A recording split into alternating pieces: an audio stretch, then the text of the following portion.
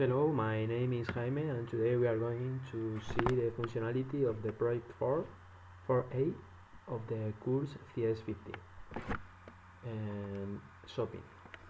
Okay, the first thing we are going to do is go to the folder and open a terminal, and then we are going to run this instruction I have here with the database shopping point CSV.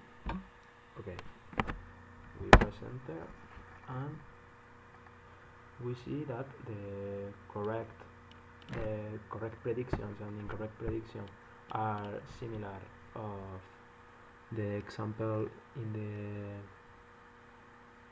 this page, and the true positive rate and true negative rate are similar too, so we can conclude that the program is correct. And like in the submission, we have to run the project, then run the program 4 times consecutively. We are going to do the same 3 more times, and we are going to see if we get the same results. The second time we get similar results. Third time too, but like we can see, we have the true positive rate a bit less than before, but it's well too.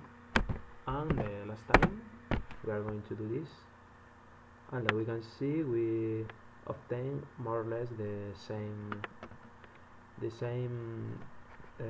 values, so we can assume that the program is correct.